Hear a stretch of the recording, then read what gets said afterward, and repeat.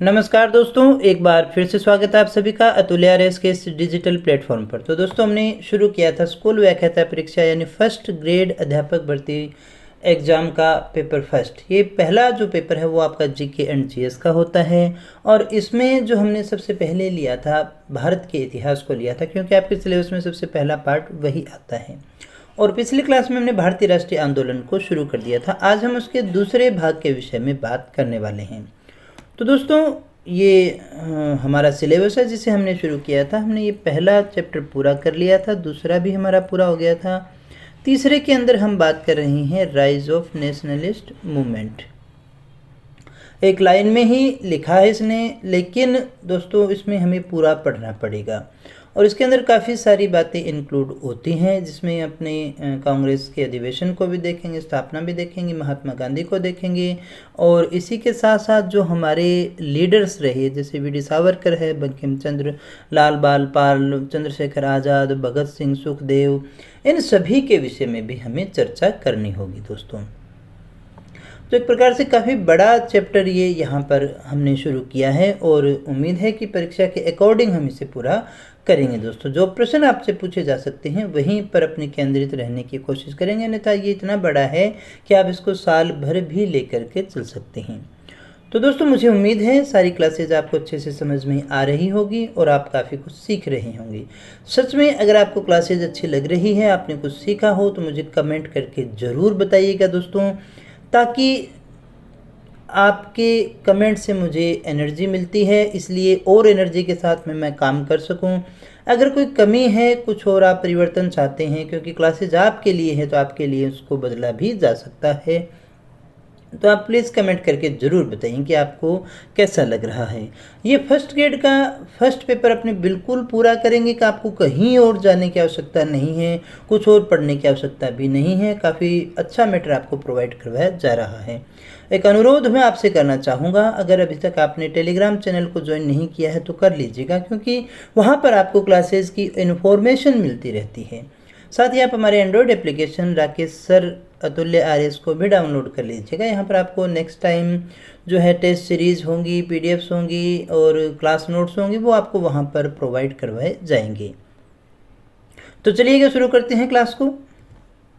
तो दोस्तों, हम बात कर रहे हैं भारतीय राष्ट्रीय आंदोलन की। ये हमारा दूसरा पार्ट है और आज इस वीडियो में, इस लेक्चर में हम बात करने वाले हैं कांग्रेस के सम्मेलनों के विषय में। कौन सा सम्मेलन कब हुआ, किसकी अध्यक्षता किसने की और उसमें मुख्य बात क्या थी दोस्तों, क्योंकि यहाँ से भी आपका लगभग एक क्वेश्चन पूछ लिया जाता है कि कौन से अधिवेशन की अध्यक्षता किसने की थी। तो दोस्तों, हमें याद क्या रखना है? नंबर एक तो हमें याद रखने होते हैं इनके अध्यक्ष, दूसरा कहाँ हुआ, और तीसरा अगर कोई मुख्य प्रस्ताव पारित हुआ है तो वो भी हमें याद रखना होता है। यहाँ से आपसे कोई ना कोई क्वेश्चन पूछा जाता है दोस्तों। तो सभी बिंदुओं को समेटते हुए हमने इसको एक जगह संकलित करने का प्रयास किया है। हालांकि जैसे जैसे अपने राष्ट्रीय आंदोलन को पढ़ेंगे, उसके पैरेलल में, उसके साथ साथ हमें इन्हें और भी पढ़ना पड़ेगा। संदर्भ से चीज़ें याद रह जाती हैं, लेकिन एक कलेक्शन हमारे लिए होना आवश्यक था, जिसको हमने यहाँ पर कोशिश की है एक सांचे में ढालने की। तो चलिएगा शुरू करते हैं। सबसे पहले हम बात करते हैं पहले अधिवेशन की, 1885 के अधिवेशन की। ये कहाँ पर हुआ था प्यारे दोस्तों? ये हुआ था बम्बई के अंदर। इसकी अध्यक्षता किसने की? याद रखिएगा, व्योमेश चंद्र बनर्जी के द्वारा इसकी अध्यक्षता की गई थी, जो कि ए.ओ. ह्यूम के सचिव थे। तो 1885 कहाँ पर? बम्बई में। व्योमेश चंद्र बनर्जी इसके अध्यक्ष थे। अब ध्यान दीजिएगा, विशेष विवरण के अंदर हिंदू पत्रिका जो थी उसमें 5 दिसंबर 1885 को कांग्रेस की स्थापना की घोषणा की गई। इस अधिवेशन में जो मुख्य बातें रहीं, नमक कर का विरोध शामिल था। सुरेंद्र नाथ बनर्जी इसमें जो है शामिल नहीं थे। क्यों नहीं हो पाए थे वो हमने पिछले वीडियो में चर्चा की थी। दादा भाई नौरोजी के सुझाव पर इसका नाम जो है भारतीय राष्ट्रीय कांग्रेस कर दिया गया। पहले ये संघ के नाम से जाना जाता था। आरंभिक नाम था भारतीय राष्ट्रीय संघ, जिसे दादा भाई नौरोजी के सुझाव पर भारतीय राष्ट्रीय कांग्रेस किया गया। अब यहाँ क्या क्या प्रश्न आपसे पूछे जा सकते हैं, इंपॉर्टेंट है। सबसे पहला तो पहला है, तो वैसे ही इंपॉर्टेंट है, कहाँ हुआ? बम्बई में हुआ। अध्यक्षता व्योमेश चंद्र बनर्जी ने की थी। और सबसे बड़ी बात कि यहाँ पर जो नाम है भारतीय राष्ट्रीय कांग्रेस वो यहीं से आता है। राष्ट्रीय कांग्रेस संघ की जगह जो कांग्रेस है वो शब्द यहीं पर इसी समय डाला गया था। दूसरा जो अधिवेशन, अगला अधिवेशन होता है 1886 का, ये कोलकाता में होता है दोस्तों। कहाँ होता है? कोलकाता में। और इसकी अध्यक्षता करते हैं दादा भाई नौरोजी। और यहाँ से क्वेश्चन प्रथम पारसी अध्यक्ष वाला आता है। आपसे पूछा जाए कि प्रथम पारसी अध्यक्ष कौन रहे, वो कौन से व्यक्ति थे जो प्रथम पारसी अध्यक्ष बने थे, तो आपका आंसर होगा दादा भाई नौरोजी। और ये जो सम्मेलन हुआ था ये हुआ था कोलकाता के अंदर। यहाँ पर देखिएगा राष्ट्रीय कांग्रेस और कॉन्फ्रेंस का विलय करके कांग्रेस स्टैंडिंग कमेटी का गठन किया गया। डफरिन ने, ये इंपॉर्टेंट बात है, डफरिन ने कांग्रेस सदस्यों को गार्डन पार्टी यानी उद्यान पार्टी के अंदर, गार्डन के अंदर जो पार्टी होती है वही है, कोई इसमें विशेष गहराई में जाने की जरूरत नहीं है, एक पार्टी के अंदर आमंत्रित किया। लेकिन सुरेंद्र नाथ बनर्जी जो है वो इस पार्टी में नहीं आए थे। तो यहाँ जो क्वेश्चन आपसे पूछा जा सकता है इस अधिवेशन में से, यही सबसे इम्पोर्टेंट है, प्रथम पारसी अध्यक्ष वाला। तो दादा भाई नौरोजी, कोलकाता का अधिवेशन था ये, और 1886 का था। उसके बाद में जो हमारा अगला अधिवेशन आता है वो 1887 का है, मद्रास का है। इसमें प्रथम मुस्लिम अध्यक्ष बने थे, कौन थे? बदरुद्दीन तैयब जी। तो आपको याद रखना है, अगर आपसे पूछा जाए कि पहले मुस्लिम अध्यक्ष कौन थे, तो पहले मुस्लिम अध्यक्ष बने थे बदरुद्दीन तैयब जी। कौन से अधिवेशन में? मद्रास के अधिवेशन में। तो मैं से मद्रास, मैं से मुस्लिम, आप इसको इस तरह से भी याद रख सकते हैं। 1887 का ये अधिवेशन था। इन्होंने एक नारा दिया, कांग्रेसी बनो। तो यहाँ पर आपसे अगर पूछा जाए कि कांग्रेसी बनो का नारा किसने दिया था, तो ये नारा बदरुद्दीन तैयब जी के द्वारा दिया गया। और ये पहले मुस्लिम अध्यक्ष थे जिन्होंने कांग्रेस की अध्यक्षता की। अब यहाँ पर डफरिन जो था उसने पहली बार कांग्रेस की आलोचना की। कांग्रेस की आलोचना प्रथम बार किसने की थी दोस्तों? डफरिन ने की थी, यहाँ पर इस सम्मेलन के बाद में। और यहाँ पर एक चीज़ आपको याद रखनी है, पहली बार संपूर्ण जनता को कांग्रेस में शामिल करने की अपील की गई थी। पहली बार ये कहा गया कि हमें सारी जनता को कांग्रेस में शामिल करना चाहिए। और यहाँ पर एक विषय निर्धारण समिति जो है उसकी भी नींव पड़ी थी। महादेव गोविंद रानाडे के द्वारा सोशल कॉन्फ्रेंस का आयोजन भी शुरू हुआ था इसके बाद में। तो दोस्तों क्या याद रखना है हमें यहाँ पर, इस स्लाइड में जो हमारे मुख्य इंपॉर्टेंट क्वेश्चन बनते हैं, एक तो दादा भाई नौरोजी प्रथम पारसी अध्यक्ष, एक प्रथम मुस्लिम अध्यक्ष बदरुद्दीन तैयब जी, और कांग्रेसी बनो का नारा किसने दिया था? बदरुद्दीन तैयब जी के द्वारा दिया गया था। दोस्तों आगे बढ़ते हैं, और उसके बाद में जो हमारा सम्मेलन आता है वो है 1888 का सम्मेलन। और ये जो सम्मेलन आयोजित हुआ वो स्थान था इलाहाबाद। अब देखिएगा पहले अंग्रेज अध्यक्ष यहाँ पर आ गए। ये पहले जो भी होते हैं ना ये सारे इंपॉर्टेंट होते हैं। जॉर्ज यूल ने इसकी अध्यक्षता की और ये पहले अंग्रेज अध्यक्ष थे। अगर आपसे पूछा जाए कि पहले अंग्रेज अध्यक्ष कौन थे, तो जॉर्ज यूल। कौन से अधिवेशन की अध्यक्षता की? इलाहाबाद वाले की। कब की? 1888 में। अब यहाँ देखिएगा पहली बार लाला लाजपत राय अधिवेशन में शामिल हुए और इन्होंने हिंदी में भाषण दिया था, ये आपको याद रखना है। तो पहली बार लाला लाजपत राय किस अधिवेशन में शामिल हुए? इलाहाबाद के अधिवेशन में, जिसकी अध्यक्षता जॉर्ज यूल कर रहे थे, जो कि प्रथम अंग्रेज अध्यक्ष थे, और इन्होंने हिंदी में भाषण भी दिया था। अब इस समय देखिएगा अधिवेशन हेतु स्थल उपलब्ध नहीं था, इसलिए दरभंगा के राजा ने लोथर कॉन्फ्रेंस खरीद करके दे दिया था। ये भी एक अच्छा क्वेश्चन बनता है। और इसमें सबसे बड़ी बात ये हुई कि ये कहा गया कि किसी भी सरकारी कर्मचारी को इसमें शामिल हमें नहीं करना है। दोस्तों किसी भी सरकारी कर्मचारी को शामिल नहीं करना है। विरोध यहाँ पर किया था सैयद अहमद खां और शिव प्रसाद सितारे हिंद। जो हिंदी साहित्य के विद्यार्थी हैं वो इन्हें शिव प्रसाद सितारे हिंद को अच्छे से जानते होंगे। तो दोस्तों यहाँ जो हमें याद रखना है, एक तो पहले अंग्रेज अध्यक्ष, हिंदी में भाषण लाला लाजपत राय, और जगह उपलब्ध न होने के कारण दरभंगा के राजा ने लोथर कॉन्फ्रेंस खरीद करके दे दिया था, और इसी में ये निर्णय लिया गया था कि सरकारी कर्मचारियों को शामिल नहीं किया जाएगा। अब आगे बढ़ते हैं और 1889 वाले अधिवेशन की बात करें तो ये हुआ था बम्बई के अंदर, और इसकी अध्यक्षता विलियम बेडरवर ने की थी। और इसमें हमने पीछे भी पढ़ा था कि ये कौन थे, ये ए.ओ. ह्यूम के जीवनीकार थे दोस्तों, उनकी जीवनी लिखने वाले व्यक्ति थे। अब यहाँ मोस्ट इम्पोर्टेंट क्वेश्चन आपका बनता है कि पहली बार महिलाओं ने भाग लिया। अगर आपसे पूछा जाए वो सम्मेलन जिसमें पहली बार महिलाओं ने भाग लिया तो वो 1889 का था, बम्बई का अधिवेशन था और विलियम बेडरवर्न की अध्यक्षता में इसे लिया गया था और इसमें 21 वर्षीय मताधिकार की बात की गई थी दोस्तों। कांग्रेस द्वारा लंदन में अपनी ब्रिटिश समिति का गठन किया गया और इस समिति का जो मुख्य पत्र आया था वो था इंडिया। तो यहाँ क्या याद रखना है कि पहली बार महिलाओं ने भाग लिया था 1889 के बम्बई अधिवेशन के अंदर, जिसकी अध्यक्षता विलियम बेडरवर्न ने की थी और ये ह्यूम के जीवनीकार थे दोस्तों। तो पहले अंग्रेज अध्यक्ष हम नहीं कहेंगे क्योंकि अंग्रेज अध्यक्ष तो जॉर्ज यूल आ चुके थे।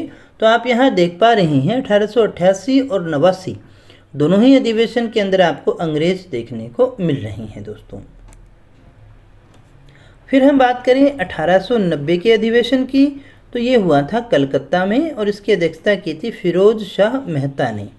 किसने की है प्यारे दोस्तों? फिरोज शाह मेहता ने की है। और यहाँ पर देखिएगा काफ़ी अच्छे क्वेश्चन है। पहली महिला स्नातक कौन थी? कादम्बिनी गांगुली। इन्होंने ये कलकत्ता विश्वविद्यालय की पहली देखिए महिला स्नातक थी। इन्होंने संबोधन करने का कार्य किया था कलकत्ता अधिवेशन में। स्वर्ण कुमारी प्रथम महिला उपन्यासकार जो थी, इन्होंने भी यहाँ पर भाग लिया था। 1891 के अधिवेशन की बात करें तो ये हुआ था नागपुर में। नागपुर में अधिवेशन कब हुआ? 1891 में। और इसकी अध्यक्षता करने वाले कौन थे? तो वो थे आनंद चार्लू। और यहाँ सबसे बड़ी बात, इसमें जो अध्यक्ष थे उन्होंने पहली बार ये कहा कि कांग्रेस का दूसरा नाम ही क्या है? राष्ट्रीयता है। और उसके बाद में जो है आप राष्ट्रीय शब्द देख रहे हैं इसमें अंदर, वो जुड़ जाता है दोस्तों। तो कांग्रेस का दूसरा नाम राष्ट्रीयता है, ऐसा कहने वाले थे आनंद चार्लू। नागपुर के अधिवेशन में ये बात हमारी आती है दोस्तों। फिर हम बात करते हैं 1892 के अधिवेशन की। इलाहाबाद के अंदर ये हुआ था और इसकी अध्यक्षता व्योमेश चंद्र बनर्जी के द्वारा की गई थी। तो इलाहाबाद का अधिवेशन जो 1892 का जो अधिवेशन है उसकी अध्यक्षता किसने की? व्योमेश चंद्र बनर्जी ने की। और ये थोड़ा सा इम्पोर्टेंट इसलिए हो जाता है क्योंकि इस अधिवेशन को इंग्लैंड में कराने का निर्णय लिया गया था। यानी कहाँ पर होना चाहिए? भारत में नहीं, इसको हम कहाँ करवाएंगे? इंग्लैंड में करवाएंगे, लेकिन ये संभव नहीं हो पाया था। उसके बाद में 1893 के अंदर देखिएगा लाहौर, स्थान कौन सा था? लाहौर। और अध्यक्षता किसने की? दादा भाई नौरोजी ने। ये काफ़ी इम्पोर्टेंट क्वेश्चन है हमारा। इस अधिवेशन में पहली बार प्रतिवाद शब्द का प्रयोग किया गया और सिविल सेवा परीक्षा भारत में करवाने की मांग की गई, जो इंग्लैंड में हुआ करती थी। इसमें यह डिमांड रखी गई कि सिविल सेवा परीक्षा जो है वो भारत में होनी चाहिए। तो 1893 दादा भाई नौरोजी लाहौर में हुआ और इस अधिवेशन में पहली बार प्रतिवाद शब्द का प्रयोग हुआ और साथ ही साथ सिविल सेवा परीक्षा आईएएस की जो परीक्षा है भारत में कराने की मांग की गई थी दोस्तों। फिर हम बात करते हैं 1894 की। 1894 यानी कि मद्रास, कहाँ पर हुआ? मद्रास में। ये इसके अध्यक्ष थे अल्फ्रेड वेब। कौन थे प्यारे दोस्तों? अल्फ्रेड वेब थे। ब्रिटिश संसद के आयरिश सदस्य थे ये। अल्फ्रेड वेब जो थे वो ब्रिटिश संसद के आयरिश सदस्य थे। इससे ज़्यादा कोई इसमें क्वेश्चन बनता भी नहीं है। फिर हम बात करें 1895 का पूना का सम्मेलन जो महाराष्ट्र में है, इसकी अध्यक्षता सुरेंद्र नाथ बनर्जी के द्वारा की गई थी। अब यहाँ क्या हुआ देखिएगा, बाल गंगाधर तिलक ने एमजी महादेव गोविंद रानाडे द्वारा प्रारंभ सोशल कॉन्फ्रेंस का कांग्रेस मंच से बंद करवा दिया, विलय हो गया। फिर हम बात करें 1896 की। कलकत्ता अधिवेशन है, रहीमतुल्ला सयानी के द्वारा किया गया था और यह इसलिए इम्पोर्टेंट है क्योंकि यहाँ पहली बार बंकिम चंद्र चटर्जी के द्वारा आधिकारिक तौर पर वंदे मातरम का गायन किया गया था, आधिकारिक तौर पर, है ना। और इसी में दादा भाई नौरोजी के धन के बहिर्गमन सिद्धांत को स्वीकार किया गया, यानी धन जो भारत का बाहर जा रहा है, धन का बहिर्गमन, धन के निष्कासन का सिद्धांत। आगे पढ़ेंगे हम इसको अच्छे से, लेकिन यहाँ पर आपको ये थोड़ा दिमाग में रहना चाहिए कि ये 1896 का रहमतुल्लाह सयानी की अध्यक्षता में जो कलकत्ता का अधिवेशन था, वहाँ पर इसे स्वीकार किया गया था। और यही वो सम्मेलन था जहाँ पर बंकिम चंद्र चटर्जी के द्वारा आधिकारिक तौर पर सबसे पहले वंदे मातरम का गायन किया गया। और पहली बार आसाम के चाय के बागानों में कुलियों की जो दुरावस्था थी उस पर भी विचार किया गया था। फिर हम बात करें 1897 की, तो ये अमरावती महाराष्ट्र में हुआ। इसकी अध्यक्षता सी शंकरन नायर के द्वारा की गई। ये केरल के प्रथम अध्यक्ष थे, इसमें कोई विशेष तो नहीं आता है। 1898 ये कुछ खाली खाली ही रहे, यहाँ पर ज़्यादा कुछ नहीं हो पाया था इन अधिवेशनों में। 1898 से लेकर के 1904 तक आप देख पा रहे हैं, केवल आपके लिए अध्यक्ष ही है, ज़्यादा कोई क्वेश्चन पूछा जाए तो। मद्रास में हुआ 1898 का आनंद मोहन बोस की अध्यक्षता में। 1899 का लखनऊ में हुआ रमेश चंद्र दत्त की अध्यक्षता में। 1900 का लाहौर में हुआ NC चंदावरकर की अध्यक्षता में। 1901 का कलकत्ता में हुआ दिनेशा ई वाचा की अध्यक्षता में। और इस समय जो है औद्योगिक प्रदर्शनी का प्रारंभ हुआ था। 1902 का अधिवेशन अहमदाबाद में हुआ और इसकी अध्यक्षता सुरेंद्र नाथ बनर्जी के द्वारा की गई थी। 1903 का जो अधिवेशन हुआ वो मद्रास के अंदर हुआ और इसमें जो अध्यक्षता की थी वो लाल मोहन घोष के द्वारा की गई थी। फिर आता है 1904 का अधिवेशन बम्बई में सर हेनरी कॉटन के द्वारा जो है इसकी अध्यक्षता की गई थी दोस्तों। तो ये अधिवेशन यहाँ पर हुए।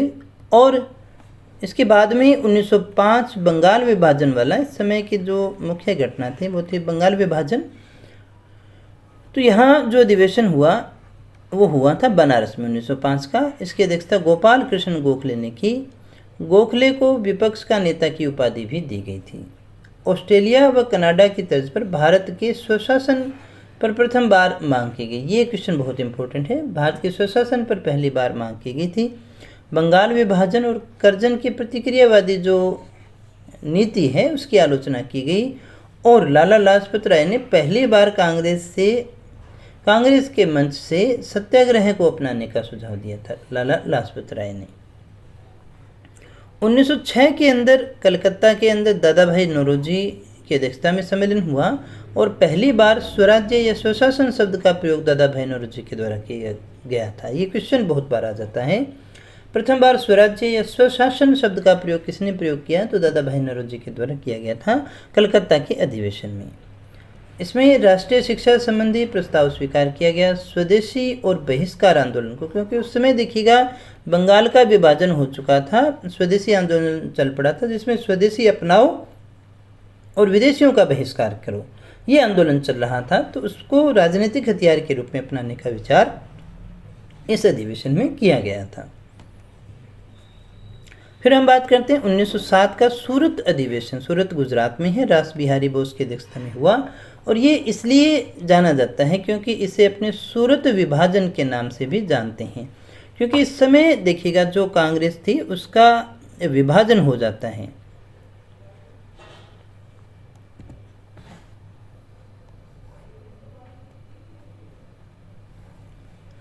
इसलिए सूरत विभाजन के कारण ये ज़्यादा जाना जाता है। और यहाँ पर देखिएगा जिन्ना नौरोजी के, दादा भाई नौरोजी के व्यक्तिगत सचिव के रूप में शामिल किए गए और ये अधिवेशन बीच में ही समाप्त हो गया था।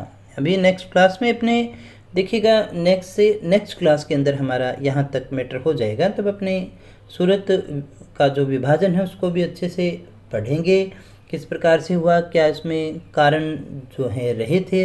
तो यहाँ पर आते आते जो गरम दल और नरम दल के नेता थे उनके कारण विभाजन हो जाता है। इसे अपने सूरत विभाजन के नाम से भी जानते हैं। ये क्वेश्चन आपका सबसे ज़्यादा पूछा जाता है। सूरत विभाजन कब हुआ था? 1907 में, जिसमें कांग्रेस जो है गरम दल और नरम दल के अंतर्गत बंट गई थी दोस्तों। 1908 की बात करें तो ये स्थान है मद्रास। अध्यक्षता की थी रास बिहारी बोस ने। किसने की है प्यारे दोस्तों? रास बिहारी बोस ने। इसमें कांग्रेस के लिए एक नए संविधान का निर्माण किया गया था। किसका निर्माण हुआ दोस्तों? कांग्रेस के लिए एक नए संविधान का निर्माण हुआ।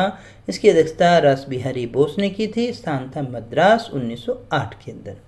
फिर हम देखें 1909 की बात करें तो 1909 में स्थान है लाहौर इसमें अध्यक्षता की थी मदन मोहन मालवीय ने।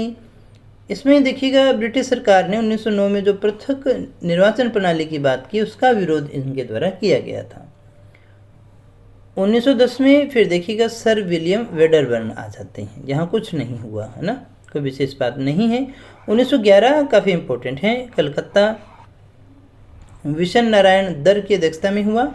रविंद्रनाथ टैगोर द्वारा लिखा गया जनगण मन जो राष्ट्रगान है उसे कांग्रेस मंच से प्रथम बार गाया गया था। तो ये क्वेश्चन आपका अच्छे से बन जाता है कि राष्ट्रगान को सबसे पहले कांग्रेस के मंच से कब गाया गया था। तो 1911 के कलकत्ता अधिवेशन में पंडित विशन नारायण दर की अध्यक्षता में जो सम्मेलन हुआ वहाँ पर गाया गया था।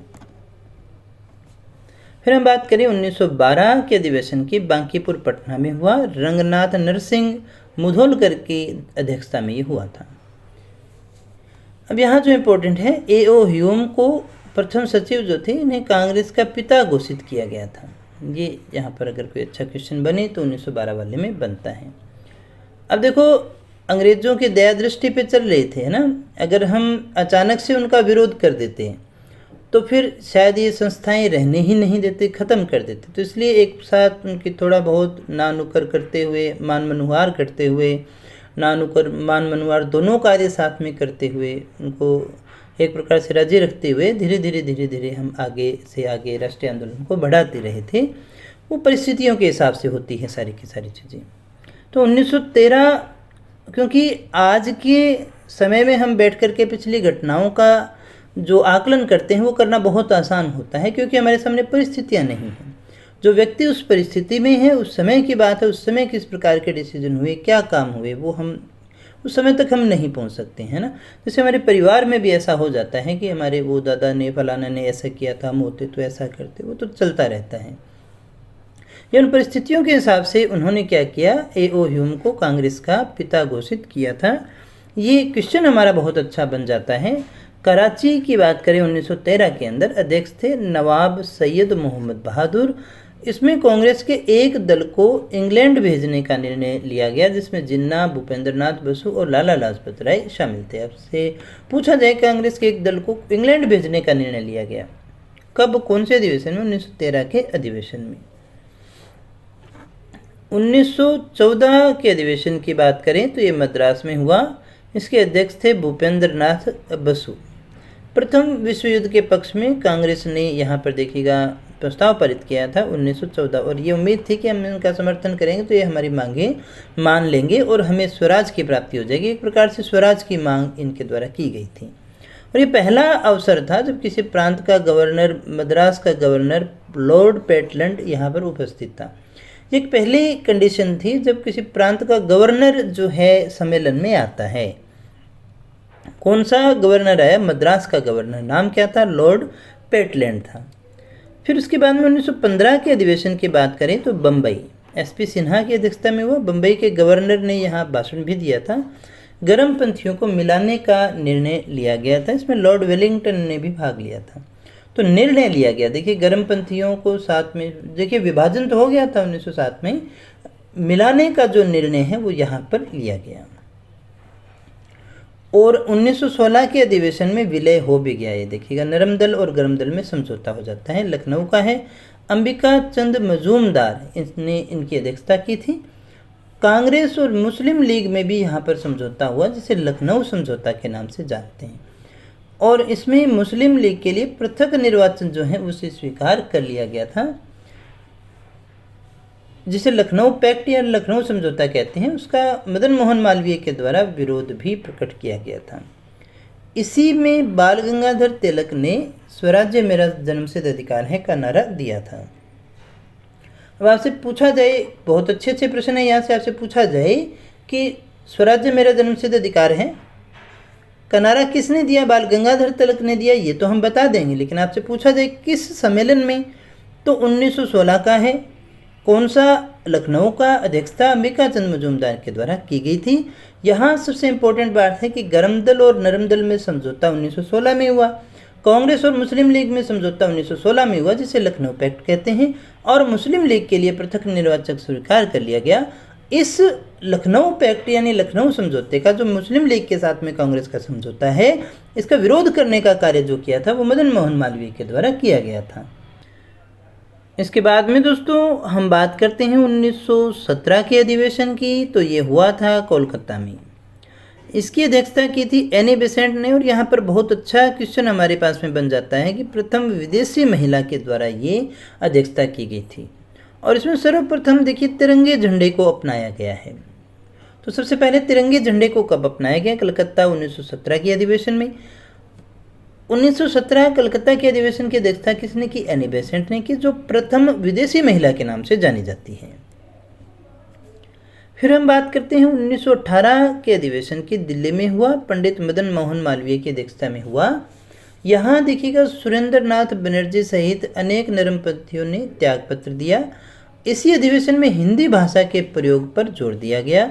ये एकमात्र अधिवेशन ऐसा है जिसमें हजारों किसानों ने भाग लिया था, तो इसलिए ये बहुत ज़्यादा महत्वपूर्ण हो जाता है, ये मोस्ट इम्पोर्टेंट हो जाता है कि वो कौन सा अधिवेशन था जिसमें केवल और केवल हजारों किसानों ने भाग लिया था। तो 1918 का दिल्ली का अधिवेशन है, पंडित मदन मोहन मालवीय ने। आप इसको इस तरह से याद रख सकते हैं, किसानों ने आंदोलन कहाँ किया है? दिल्ली में आंदोलन किया है दोस्तों। तो 1918 के अंदर भाग लिया था। फिर 1918 में ही बम्बई के अंदर एक विशेष अधिवेशन हुआ सैयद हसन इमाम की अध्यक्षता में।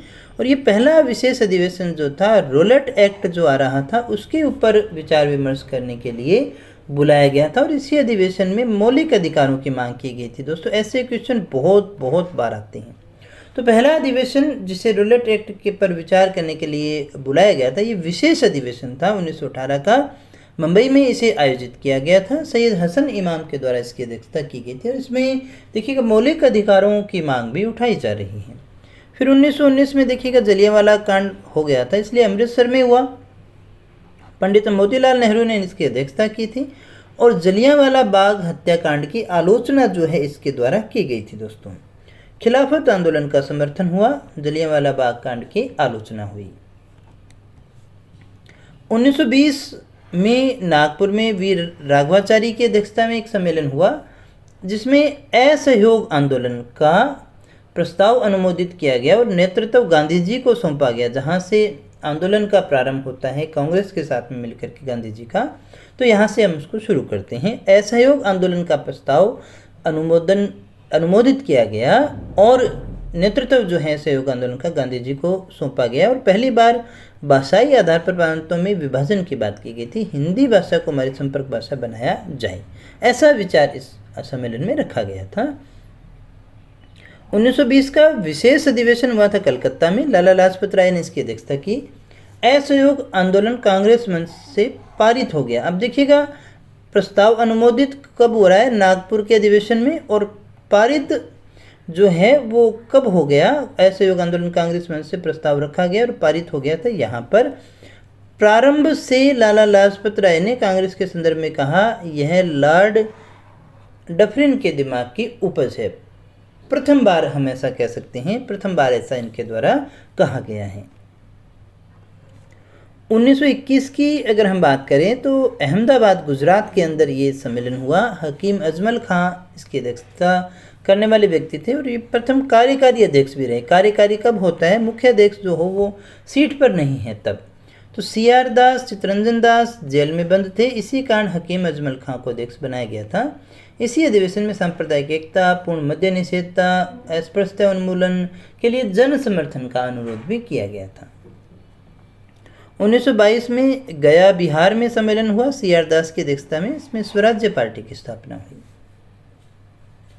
और 1923 में काकीनाडा में जो सम्मेलन हुआ मोहम्मद अली जौहर के नेतृत्व में, स्वराज दल को परिषद के चुनाव में भाग लेने की अनुमति दे दी गई और अखिल भारतीय स्वयंसेवक संगठन का निर्माण भी इसी सम्मेलन के दौरान हुआ था दोस्तों। 1924 का काफ़ी इम्पोर्टेंट है, मैं इसको मोस्ट इम्पोर्टेंट मानता हूँ। कारण क्योंकि एकमात्र ऐसा है जिसकी अध्यक्षता महात्मा गांधी के द्वारा की गई थी। बेलगांव है कहाँ पर? बेलगांव कर्नाटक में है। एकमात्र अधिवेशन जिसकी अध्यक्षता महात्मा गांधी के द्वारा की गई थी। अस्पृश्यता की समाप्ति इसी से संबंधित था। वाईकोम सत्याग्रह ये इसमें पारित हुआ था। इसमें मुस्लिम लीग अलग हो जाता है।